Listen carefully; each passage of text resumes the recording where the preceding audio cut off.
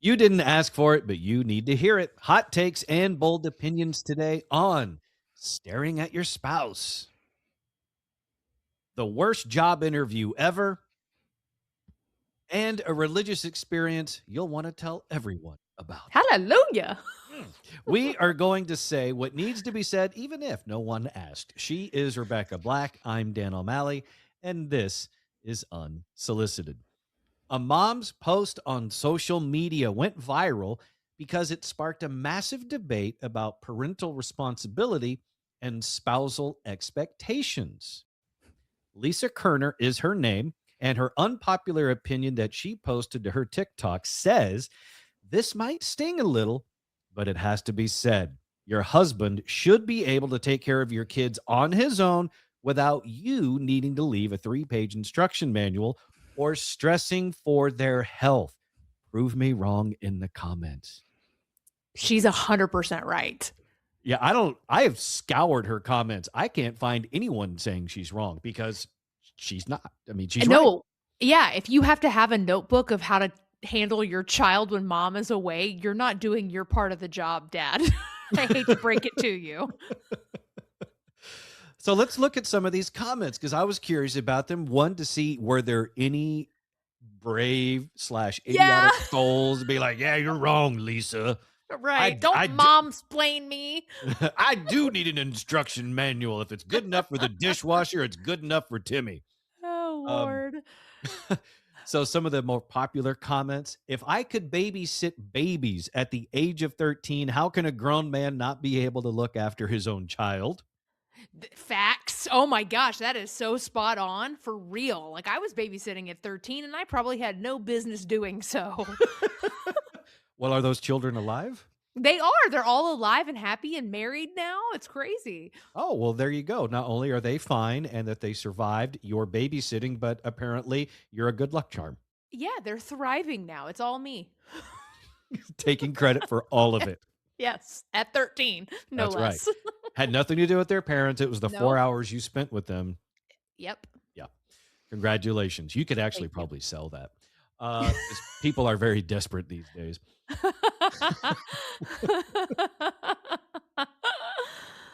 Another comment from a guy says, yes, I am not babysitting, damn it. I am their dad. That is a great point to also make. Yeah, because how many times do we hear people say, "Oh, so you're babysitting the kids tonight?" No, I'm just parenting them because that's, my job. Turns out that's part of the responsibility part of being a parent. It's literally the definition of dad. Another comment: your husband should know what size diapers to buy and your Yes. child's medical information without being told. Yes, I 100% agree. You are a bad partner in a relationship if you don't know what medications your kids need on a daily basis. Also, if they're on medications for something, you need to know what the something is. Yeah, what if it's like, so they don't die at the end of the day, right? Like, you should Yeah. know that. If your child is wearing a medical alert bracelet, that's supposed to be for emergency responders, not for dad. Correct. I mean, I guess it works for both, but we know. We know it's supposed to be for emergency. Yeah, you should know it already, but a, Yes. a refresher never hurts. No, it doesn't. Get to know your kids, it's just, and then I believe what one of my favorite comments is from another guy. Adam says, I'll never forget when the nurse came in to show me how to change the first diaper and I had already done it. She was Oh. she was shocked that I had just done it on my own and did not need her to show me how. The bar is in hell. That's so accurate, though. It is. The bar is literally in hell. Just being able to perform the bare minimum as a not just dad, but as a parent, but as a dad specifically Yeah. brings about thunderous applause and accolades. It's like, look at you. You are doing such the bare minimum. We're all so happy because the rest of your kind are that terrible. How sad that a nurse was shocked that a man knew how to change a diaper. That's crazy to me. That Yeah. should just be automatic. That should be almost instinctual on how to change a diaper. It's really not hard. Yeah. And as a man, I think what you spend a decent chunk of your life doing is trying to avoid being told you're wrong. So That it's should be the goal though, right? that's one In of the things. everything. Yeah, and so what you can do then is take it upon yourself to learn certain things, Yeah. like go to YouTube University and type in how to do a diaper, and it'll show you. That way you don't have to go to your wife or your mom or the girlfriend, whatever, and get instructions on how to do something you're quote unquote supposed to know how to do already. Just learn it for yourself. That way you don't throw yourself on the sword of criticism from the mom. I mean, there is an entire book section in a bookstore. You could just run to Barnes and Noble and grab one off the shelf, and it should tell you the basic necessities of having a child. Like, it's so easy. We have so many resources, and yet there are still some men out there that don't know what they're doing. Yeah, and we've talked on the show before about weaponized incompetence. I told the story before about how a female friend of ours was working all day, and then she had to go home and make dinner because dad slash husband Yeah. swore up and down, "I'm just not good at cooking. I don't know how." It's like, no, you can learn to make something, Yes. even if it's just one thing. You can do Correct. something. You're just being a jerk. Mhm. In this case, though, I think a lot of times you got to be careful because there's another side to this, which Okay. is you need to, as a parent, know how to parent your child, how to take care of them and make sure that they don't die while in your care. Correct.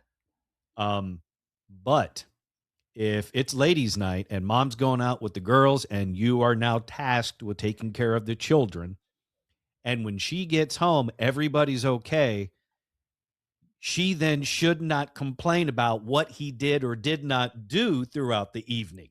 Yes, no, you are absolutely right about that. I totally agree. You can't have it both ways. You can't be like, take care of the kids, but then I'm going to nitpick every single move that you've made at the end of the night. No, as long as you get home and those kids are still alive, then your husband done good. Leave it alone. Yeah. If there are opportunities for, better choices to have been made, like maybe not having the 5 and 6 year old watching Jaws with dad, but instead maybe watching something more age appropriate, Sure. sure, you can have that conversation later, when it's more neutral. But maybe not in that moment. Like you get home, you're like, you know what? Everything's cool. Everybody's alive. I'm good. Let's all just go to bed. Or you can just go with it and be like, you know what? When they wake up with nightmares because Jaws is trying to eat them, that's going to be on you this evening and not me. Yeah. Yeah. Absolutely. And that I think is another side that you just have to consider is you're right. Dad should not need this instruction No. manual.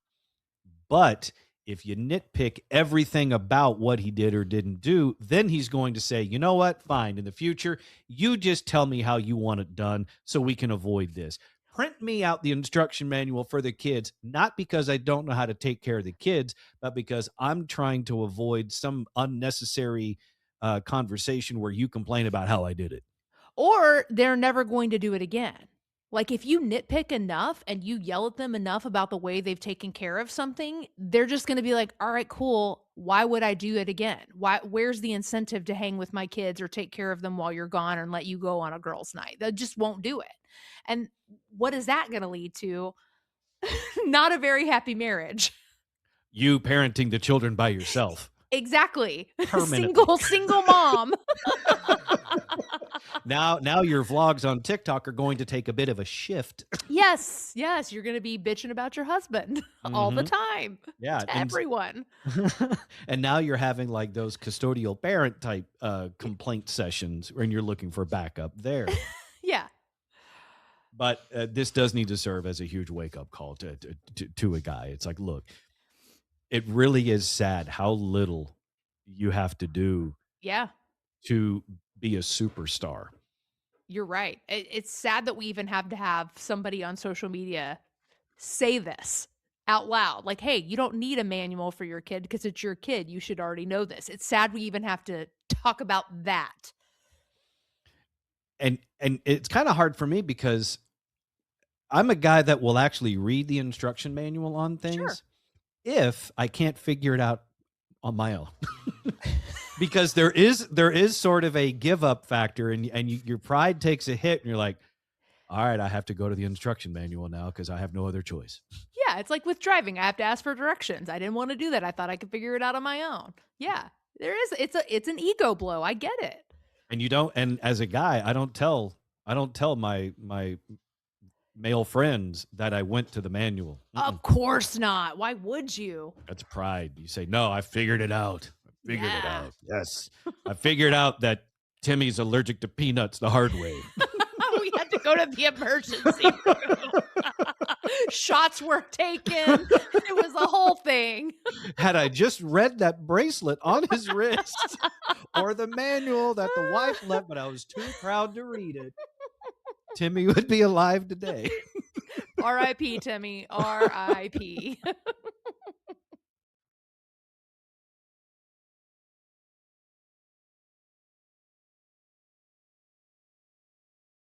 Before you get a massage, Rebecca, do you pray for a good massage or do you pray for a fellow believer to rub away Lucifer's grip on your sciatica? Oh my lord. If I'm being honest, I pray for quiet. Like, don't talk to me. That's actually a pretty good prayer. You don't like the small talk during the I massage? no, I don't want any you're rubbing me down with, like, hot oil. Let's not speak, right? Let's just keep everything to ourselves and move on about our lives. You don't want to ruin it with small talk? No, I don't. Mm-mm, I don't need to know, like, what you're doing later this afternoon for lunch. I, okay. Am I wrong? Why is there any talking? Ask me about the pressure and then let me just be. I guess it just depends. So, like, when I get a massage, most of my massages aren't necessarily relaxing because I have back issues. So for Mhm. me, it's like I need work done, and I'm not zenning out. I'm not enjoying the yoga flow tunes on the Bluetooth speaker. What I need, and some of my favorite massages, are when the room is so small that the massage therapist's foot is against the wall to brace for leverage. Okay, hold on. Side note here. Mhm. Before we're getting into the topic, have you ever had a massage where the person is like standing on you? Yes. Me too. And it's the weirdest experience the first time. There was at one point there was straddling involved. Mhm. Yep. And There's there's bars on the ceiling. It was a whole thing. the bars on the ceiling is something that you didn't know to look for No. until you get Correct. one of those massages, and then if you go to a new place, or if you're looking up a new place online, you go through the photos on Google and be like, "Do I have seen any bars on the ceiling? Because if not, I'm not going." So so far every weird thing that we have thrown out sounds like it would never be Jesus related ever. No, definitely not. Especially what my wife and I referred to as the awkward massage place in Frisco that we used to go to.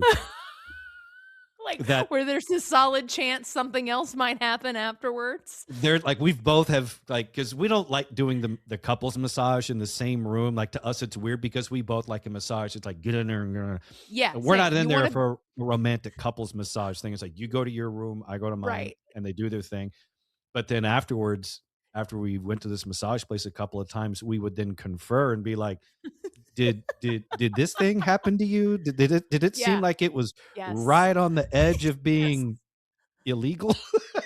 Like, the first massage I ever went to, they touched my butt, and I was like, "Is that allowed?" And apparently you have to specify beforehand, like, you have to mark the no-no zones, Yep. and I Yep. did not know that. Yeah, at the awkward massage place that we went to, there's no form. They just go after it. They do it anyway, doesn't matter, you don't That's get a right. choice. No. But if I'm being honest, some of the best massages of my life. Same. Yeah. So the reason I ask if you pray before a massage is because one woman took to a mom's group on Facebook to voice her preference Mm. on massage therapists. Got a question. Does anyone know a Christian massage therapist that works at Massage Envy? Was blessed with a gift certificate and cannot wait to use it.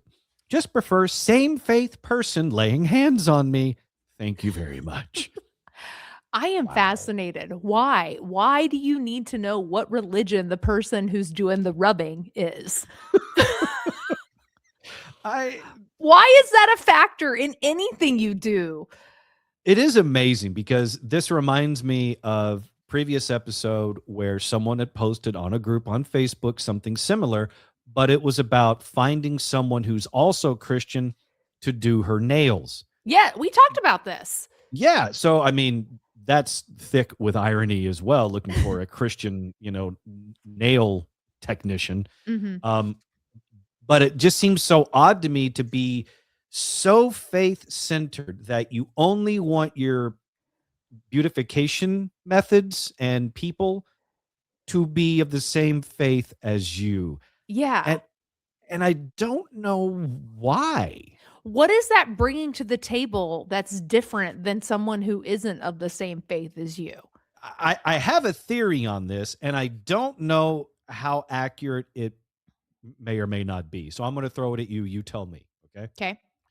So like when you read the post, just prefer same faith person laying hands on me. My initial thought on that is, are you afraid that if someone who is not of the same faith as you touches you, you're going to catch what they believe in? It's not a disease. You can't pass off Christianity like that or atheism or anything else. I know that, but It's not possible. if a Jew touches you, you don't catch Judaism. You do not, just like if you're hanging out with a gay guy, they're not going to turn you gay because you're not actually gay. Like, that's how it works. It's within you, Well, that's right? all that all depends on which message forum you're looking at, Rebecca.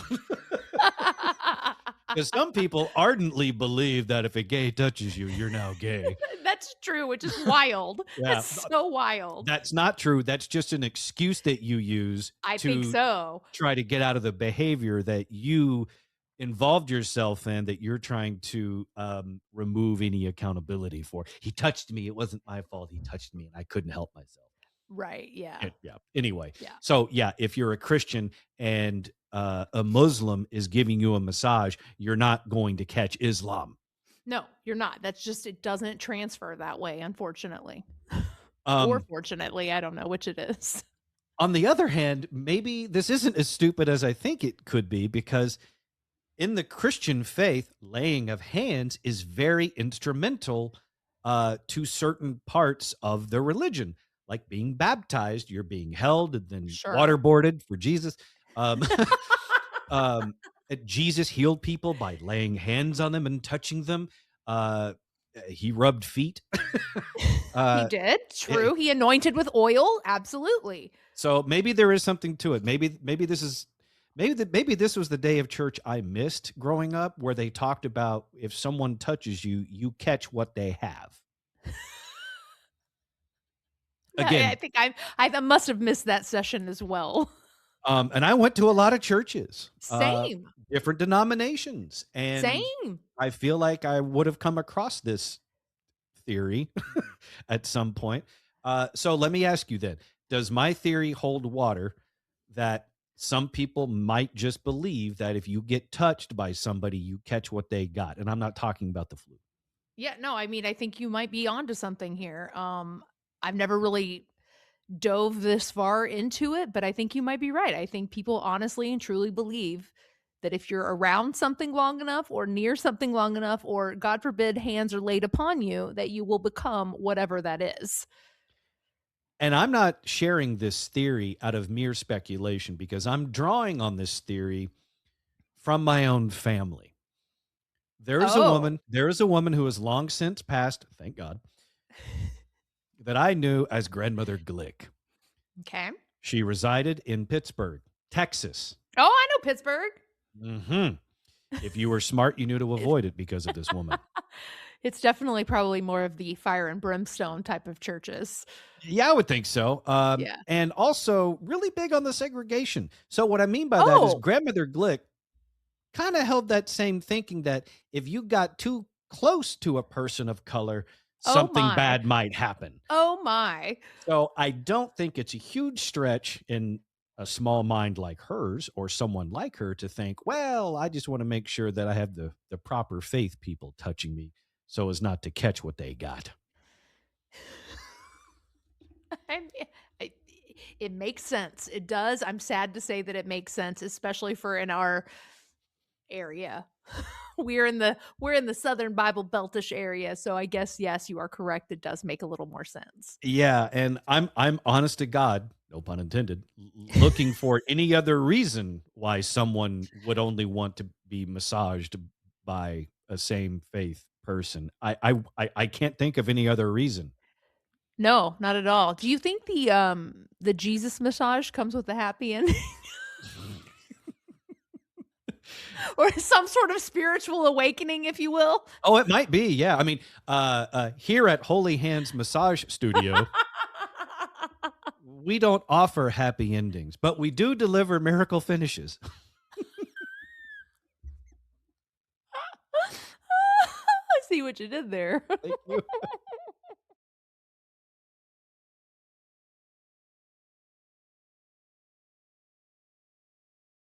You may think job hunting is the worst, but unless you went on this job interview, you have no idea how bad it can be. Really? Because job interviews are pretty tough in general. Well, they're horrible. They are. It's a whole thing. Like, you gotta get dressed, you gotta look your best, you gotta be on your best behavior, say all the right things. It's stressful. So somebody posted online an experience they witnessed for a job interview. Okay. An employer invited 6 people for a job interview at 7 a.m. Ugh, Yeah. no. First of all, 7 AM, That's most jobs don't start at 7 AM. It's a 9 to 5 situation, so why are we all there 2 hours early? Red flag number 1. yes, red flag number 1, 7 a.m. So an employer invited 6 people for a job interview at 7 a.m. Red flag number 1, as you said. Yeah. They were all there on time and sharply dressed. Great. The hiring manager, boss, he told them to wait. Okay. By 3 p.m., What? 3 had left. How many hours is that? That's like 6 hours. That's actually 8 hours, 7 8 to hours. 12. That's a whole full day. That's ridiculous. Well, he wasn't done. So by 3 p.m., 3 had left. S By 6 p.m., No. 11 hours later, he came. What in the narcissistic world is this person doing? By 6 p.m., he came and met with 2 of them. They both got the job. That was the interview, a test of patience.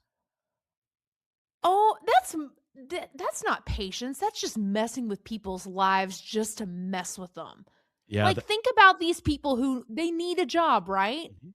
So, of course, they're waiting because they need a job. They need to make money. And this guy's just effing with their time. Yeah, it's amazing how people can misdefine things.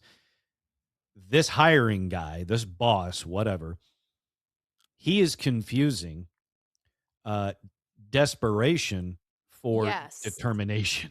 He Yes. thinks he's testing to see how determined these people are, when in reality, it's seeing how desperate they are. Right. And it's then middle fingering Mhm. these people because they are desperate. You are going to string them along for 11 hours to see if they are quote unquote dedicated enough to this company, to this job that they don't even have yet. That's insane. That is that's so arrogant and maddening all at the same time. I cannot imagine. This dude has, main character energy. Hmm. You know Well, what I mean? Like, he's the only one of importance. He's the main character and nobody else matters, and that's insane. and this is also an important lesson to learn. Just because you think you're the hero in the story Mhm. doesn't mean you're the hero and everyone else's. No, you're so right about that. Because in this story, you're not just a villain, you're the final boss. Right. Can this already sets, like, a precedent for what the job is actually gonna be like. I guarantee you this boss is fully expecting these 2 employees that he hired to be working round the clock, meaning you should be on your email or I should have access to you 24/7. Like, there is no end of the workday at 5 p.m. Yeah, no, you're right. I can't even fathom if this is how he is coming in, making you wait Right. 11 hours. What's it going to be like when you're actually in the job? Exactly. It's got It's 24/7. so let's count the red flags. The employer invited 6 people for a job interview at 7 a.m. 7 a.m. Red flag number 1. They were all Mhm. there on time and sharply dressed. He told them to wait. By 3 p.m., 3 had left. Red Red flag number. flag number 2. Then by 6 p.m., 3, red flag 3, red flag 3. he came and met with 2. They both got the job. That was the interview, a test of patience. I'm also left wondering what happened to that 6th person? Because Oh, at 3 yeah. p.m., 3 had left, meaning there's 3 Right. left. And then at 6 p.m., he came and met with 2, and they both get a job. That means there's 1 left somewhere, probably a skeleton in that lobby. It's still waiting. He's still waiting to get an interview. Just thinking, I can't leave yet because those Yeah. 2 people got a job. If I wait here longer, maybe I'll get a management role. Dude has been there for 3 weeks now. He's still sitting and hoping to God that somebody comes and calls his name. Yeah.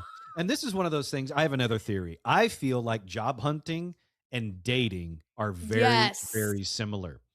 Yeah. And in dating, what do you not want? You don't want someone desperate. That's a turnoff, right? It gives the ick. Mhm. So in job hunting, would you want someone that desperate?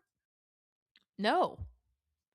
Probably not. Either that or you do want somebody that desperate so that you can just lowball them the entire time. Yeah, if you're Pay them there at half the money. yeah, if you're there at 6 p.m. and you get the job, you have no salary negotiating power. No. None. It literally went out the window at 3 p.m. when you stuck around. Yeah. So yeah, I mean, I've thought about this some, in my job hunting days about, this is kind of like dating because I remember one time I had an interview and I thought it went really well, and they told me to send a few follow-up materials, so I did, Mhm. and then I never heard from them again. I got ghosted after a job interview. I was like, "Oh my That god, I've not felt this since I was single. Um, what did I do wrong?" Right, and then you went back and replayed every conversation you had with that person over and over again, trying to figure out, "Did I say this? Did I say too much here?" In the follow-up email, was I too eager? Yeah, I think I was too desperate because they asked for ABC, and I think I sent A, B, C, D through Z. right. And You so, too much, too yeah, quick. You uh, came on too strong, Dan, I and he had to did. break up with you. He didn't even do that. He never He just called. Never called. terrible. That's terrible. And this was after like an hour-long, remote meeting. And at the end of it, he was like, "Oh, I had a great conversation, blah, blah, blah. I had a great time. I'll call you." Yeah, and then And didn't call you. nothing. Terrible. What a horrible person. Didn't How even dare he not wanna date you? didn't even leave me cab fare on the nightstand. Like like, worst case scenario, you could have sent an email that just said, "Hey, we're going in a different direction." How hard is that? It's not. And instead, I gotta learn on social media that you're in a Yeah, relationship/hired somebody else. with someone This else. is why job hunting is so bad because it really is like dating, No, it and it's is. so many of the same principles, and at the end of the day, you feel used Yeah. and You have to manipulated. wait you have to wait until you're actually hired before you can start unloading the weirdo baggage stuff that you do in relationships. It's terrible. Yeah, there are certain things you can't do in the dating process. You gotta wait until you're exclusive or Yeah. actually married, then you can reveal some of your darker stuff because you can't do Mhm. that on the first date because then, it's not gonna work out. No, you can't at all. You have to be on your very best behavior for, like, the first 3 months, and that's insane. Yeah, it's like you spend all because I've been married so long to where I never had to do the Tinder or the other dating apps like Bumble and Hinge and whatever. So Thank God. I don't know which, like when I say this, oh, you're supposed to swipe right. I think you're supposed to Yeah, swipe left if you like someone and right if you don't. I don't know. I don't know either. Whichever direction you swipe, okay. I've never done that except on a friend's phone just to mess with them. Um, but it got me also to realize like LinkedIn is the worst. LinkedIn is like the ultimate dating app for a job, Yes. and everybody's lying on it. Yes, yes. They are either lying on LinkedIn or it's shallow, hollow, just bragging. Yes. Uh, Yes. LinkedIn is Tinder for jobs. You are so right on that. It absolutely. This is why I was terrible at dating, I'm terrible at finding a job. These are my I can't do either. Which is why when you find one, you're going to hang on to it. Correct, which is why I've been married for 18 years. But yeah, like even on LinkedIn, just like on Tinder, the Yeah. profile pic is all stylized. It's the Yep. best version of that person you will ever see. 9 times out of 10 is an AI picture. You said, "Give me the AI headshot," and Mhm. that's what you put on LinkedIn. In the description on Yeah. Tinder, you say all the right things because you are the Yes. best person on the planet. You are not 5'7", you're 6'2", and on LinkedIn, you know everything there is to know about Excel when you don't. Yep. No, not at all. You Google that just like the rest of us did, you You liar. do like I do, and you ask ChatGPT to do the All the spreadsheet. time. Yeah. I don't know spreadsheet. I've never Nope. known spreadsheet, Nope. and I'm 46 years old. I'm not about to learn. I don't like spreadsheets. Mm-mm. They are the worst. The only function I need to know is ChatGPT make this. Yes, or interpret whatever this says. Please tell it to me like I'm a Yeah. 5-year-old. Yeah, oh, that is literally my favorite line in ChatGPT. "Talk to me like I'm a 3rd grader, please." It is pretty bad when on my LinkedIn, when it says like software skills, number 1 on mine is Etch a Sketch. I like that, though. I would hire you. He's creative. Okay. Yeah, look at him. He shows patience. He's good at Etch a Sketch. That is patience. He can draw pictures. Left, right, left, right. Up, up, up, up, down, down, down, down. Thank God we set the bar so low for this position.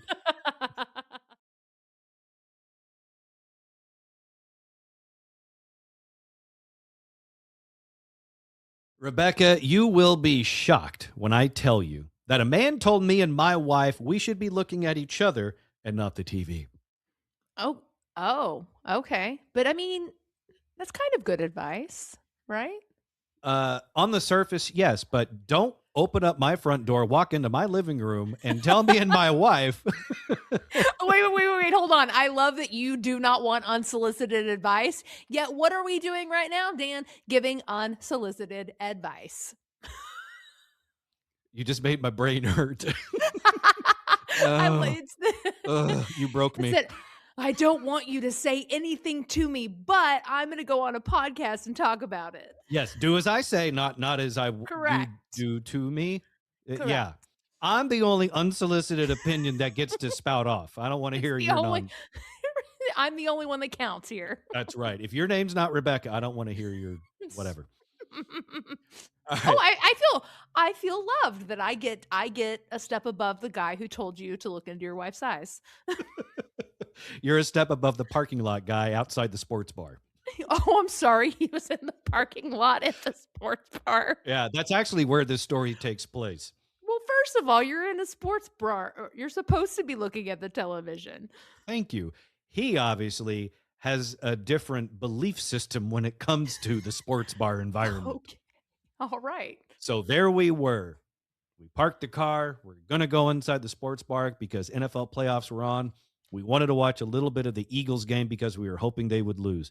And they did. So overall, good Hey. day. Yay, as a Cowboys fan. Now, that being said, the rest of the time was kind of weird. So we get into as we're walking into the bar, just outside is a guy that we've recognized. We've seen him before.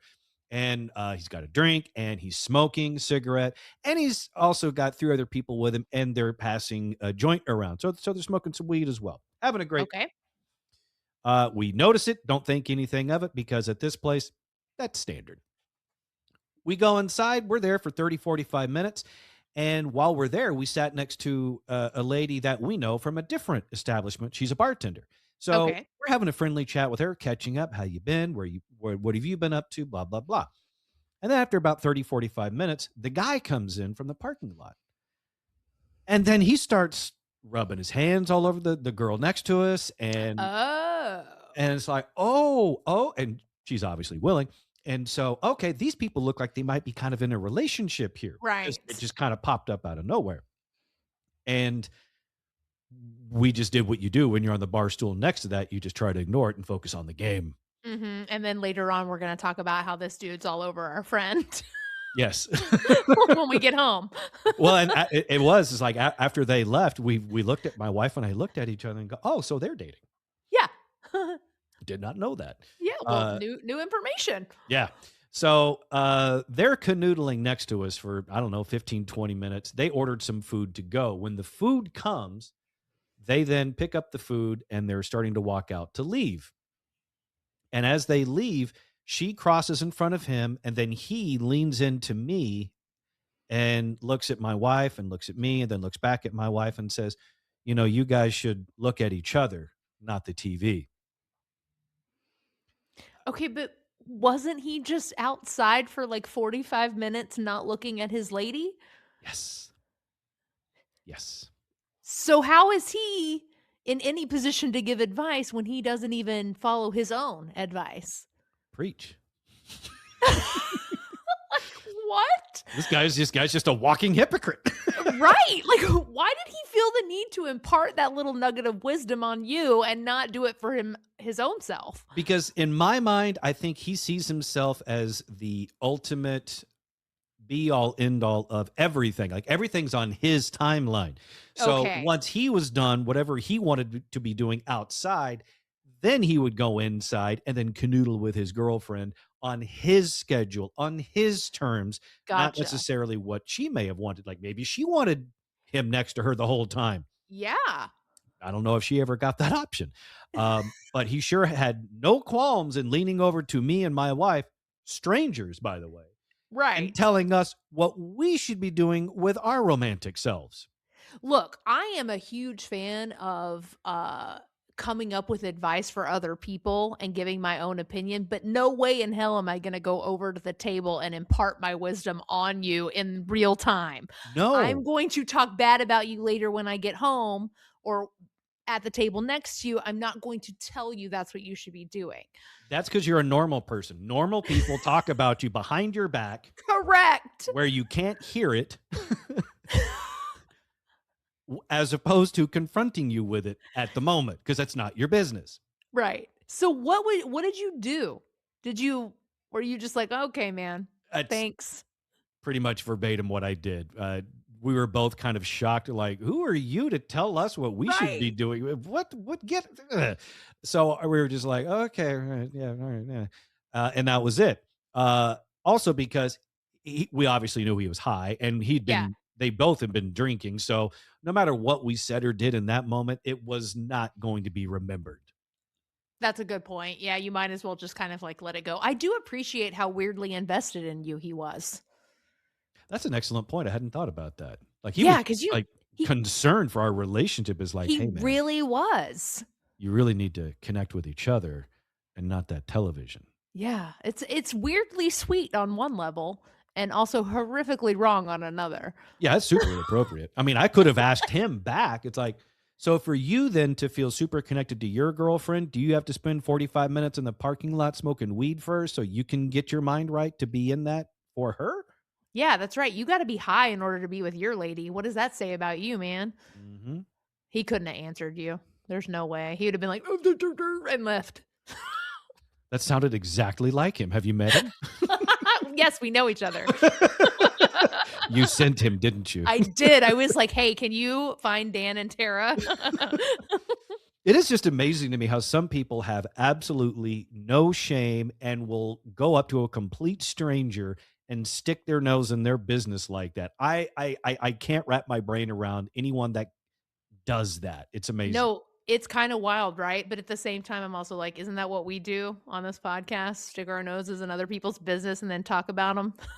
Yes, but we do it passive aggressively to one True. another. We Yeah, don't go up to the person that we don't know and that's give right. them the unsolicited advice That's that right, we're doing it behind their back. like normal people and then sharing it online like normal people. Like normal people.